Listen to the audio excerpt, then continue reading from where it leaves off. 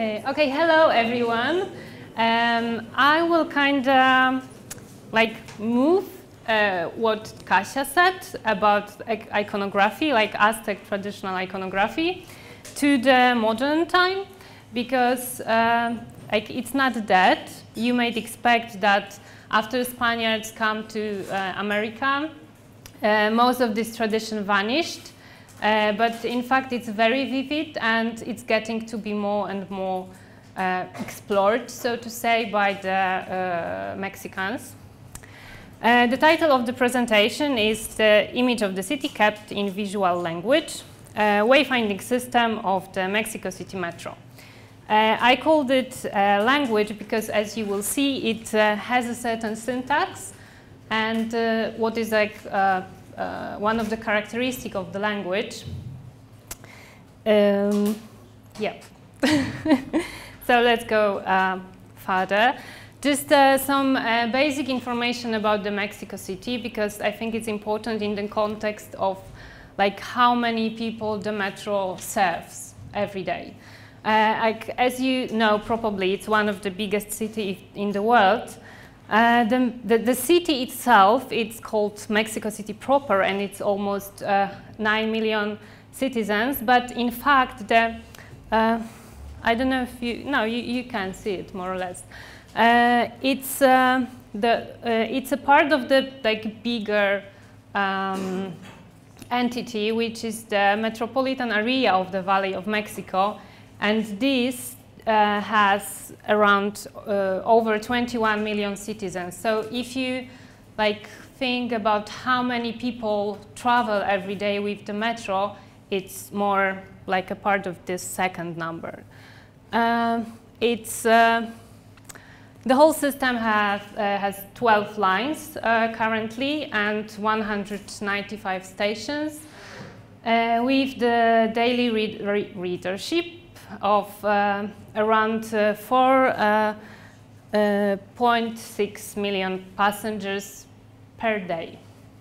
So it's quite a lot. So briefly, the history, I will not tell about the whole history of construction, but just the beginning. So it has 7 stages. In the first stage, 3 lines were built. And from the very beginning, the visual identity of the metro were designed. So the city council asked Lance Wayman, the American designer, to design the visual identity. He was involved in designing visual identity of the Olympic Games in Mexico City in 1968. He won a competition, and they designed the logo, the symbols for disciplines, all the graphics which were used during the Olympics. And the city council liked so much his work that they invited him also to the work on this visual identity for Metro. And during the work on the Olympic identity, they realized that it's very useful to use the visual principle for creating signs, and they decided to do it also for the metro. That's just a few examples of the symbols for stations, because the whole idea was to create certain, a symbol for each station. In the beginning, it was only 3 lines, so there was 45, I think. No, this. Anyway, there was only 3 lines, and the whole idea came from 3 main, I think, reasons. And it was not about the aesthetic. It was about very, very something more than aesthetic. So back then, the illiteracy in Mexico was super high comparing to nowadays. According to the National Institute of Statistics, it was around 25%.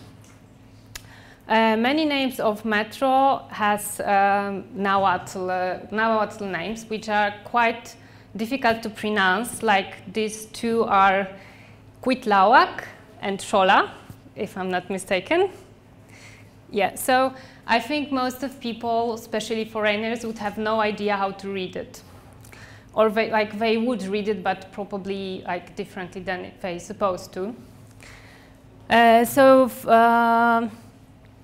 The goal is to make some facilitations not only for the citizens, but also for foreigners. I guess it's also useful for like people with some problems with eyes to see the symbols from the distance. At first they designed the logo and the typeface, which will like the base of the rest of the identity. And here you can see the way they worked and doing all the sketches for every station, and some more sketches like like every graphic designer do, I guess. In this first stage, were designed 42 signs. There were 45 stations, but on the crossroads of the lines, like the same sign obviously was used for the same station.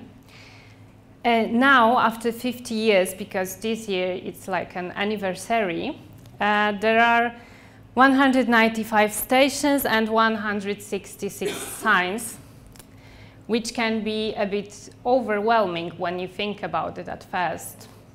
So now you will be overwhelmed. No, not yet. Sorry. Just in a moment. First, I would like to describe the principles according to which the signs are created. It's quite simple. In fact, you have like two-dimensional flat iconic graphic element, the rectangular with rounded right-up corner, and the rectangular is in the certain color of the metro line. It looks like that, and on the crossroads, the sign have two colors. Yeah, these are the colors of the lines. I think they quite well correspond with the whole visual tradition in Mexico, not only Mexico City, but in general, the Mexico, which is, as you may see in the Kasia presentations, it's very elaborated. So I think now you will be overwhelmed. No, not yet. But like, what's the most important with the signs is that they are not like randomly chosen. Like, because I like a tree, then I will use the tree. Like, they really refer to the physical city space, to the mixed Aztec-Spanish cultural heritage, and some significant figures from the history, like politicians, artists, etc. So, for instance, here the station Tlatelolco refers to the main, like the most characteristic building in the area, and the station Bellas Artes to the Palacio de Bellas Artes, like close to the metro. They work more or less like that. So, like next to the entrance, there's always a symbol, and here you have the,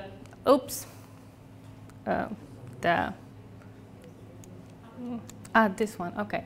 The board inside the cabin. And now you're supposed to be overwhelmed. And this is 77 of the signs, but as I said before, there are like almost 2 times more. But normally you don't see them all together. You just see like only signs of the one line, or like, yeah, and basically that's it. You never see them all together like that. So you're never so overwhelmed.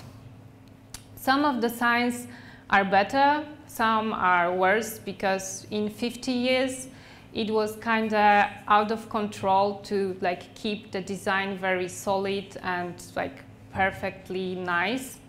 And in some cases it was like, for instance, here, here, this is a station, Ethiopia and Instituto Nacional de... One moment. No, the point is that at first there was only one name, but then now there are two names and nobody could agree which one is better. So, Ethiopia Plaza de la Transparencia. So at first there was only a lion in as the sign, but since the name changed, they decided to change the icon itself. So the lion was not enough, so they put a logo of the institute into the head of a lion. So you can see it doesn't work very well.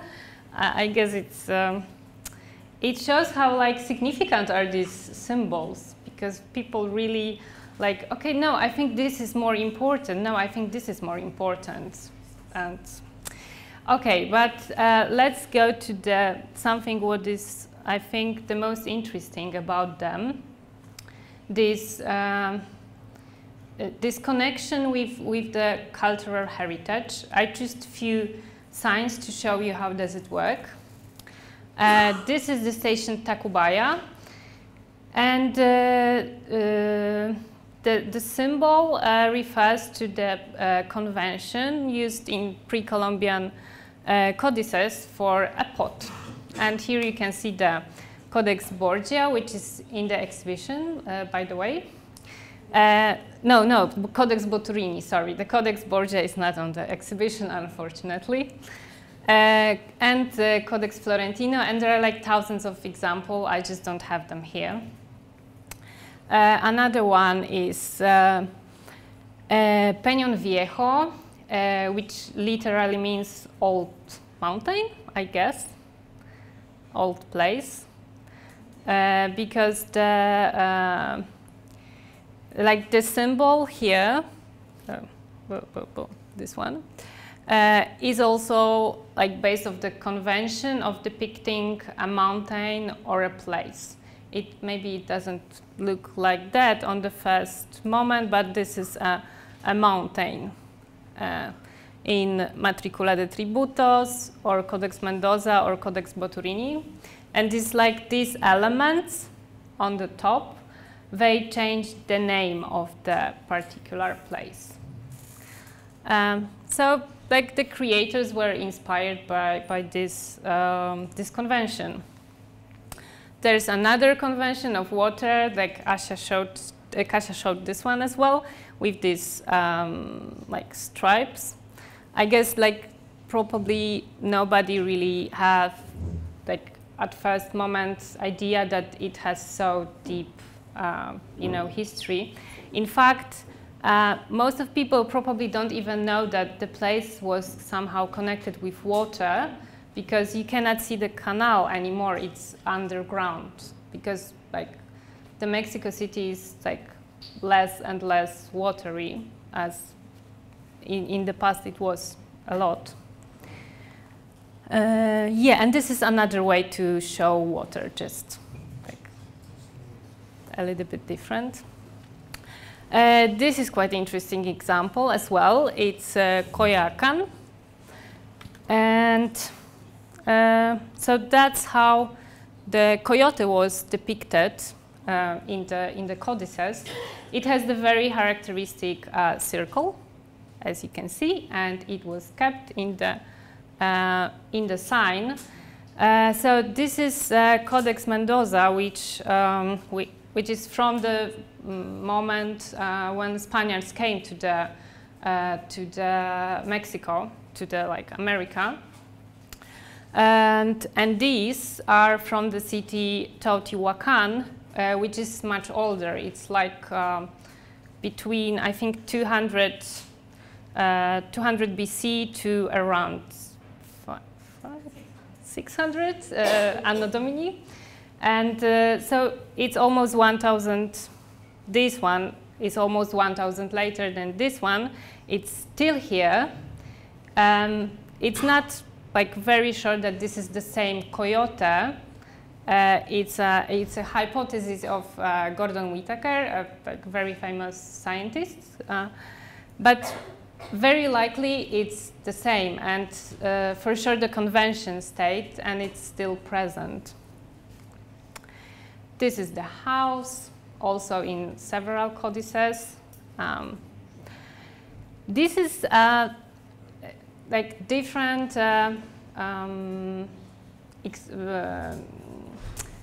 like different approach to the icons, because the one you saw before were inspired by the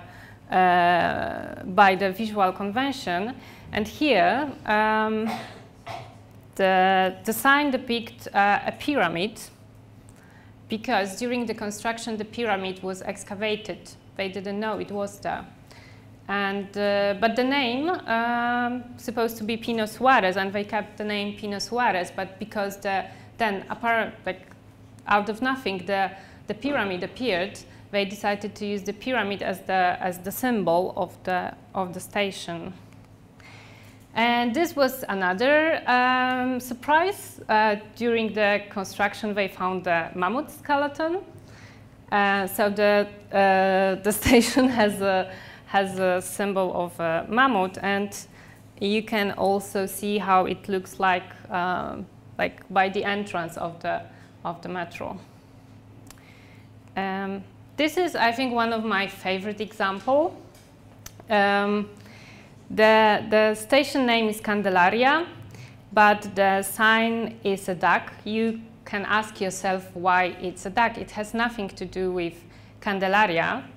And the story is very interesting, and it's kind of sad, I would say. The sign refers to the regular breeding duck, not to some legend or something. Because in the past there was a market nearby the metro. Well, the metro was not there back then, but there was a market where the ducks were sold. So the place was called Candelaria de los Platos, because plato is duck in Spanish. The church is not there. Did I mention the church was called La Candelaria?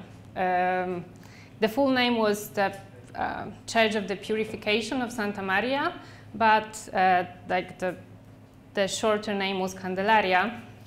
And the sad thing is, the church is not there, the market is not there, the ducks are not there anymore because there's no water. There was many ducks in this neighborhood because it was very watery, so the ducks used to live there. And with time, the citizens made use of them and started to sell them.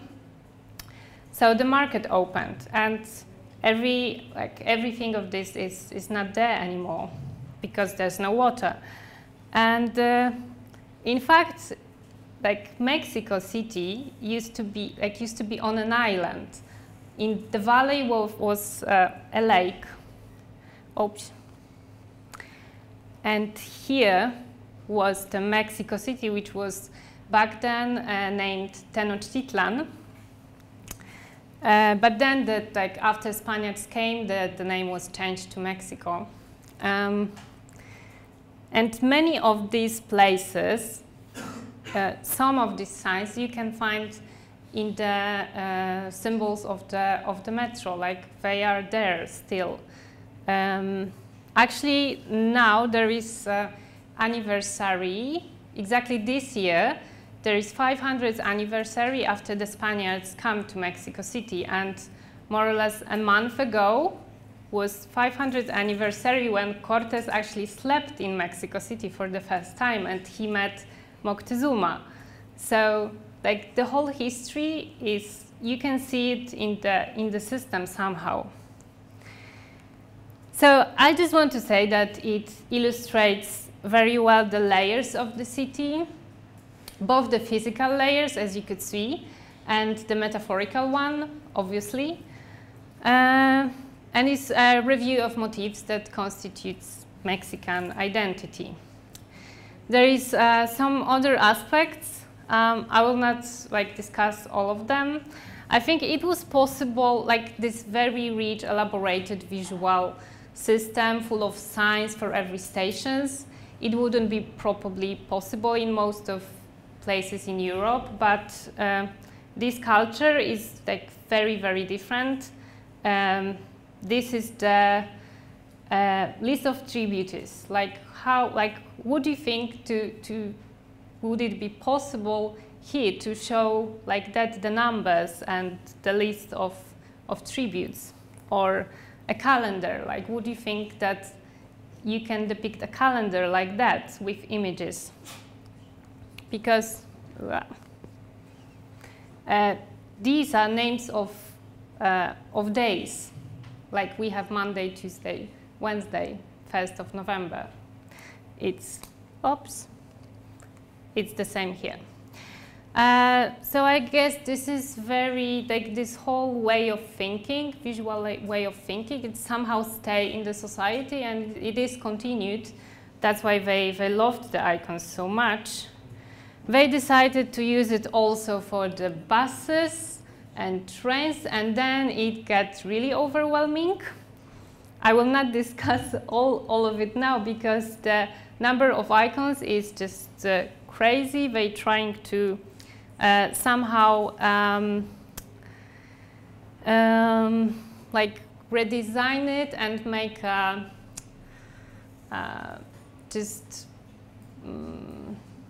organize it a bit more.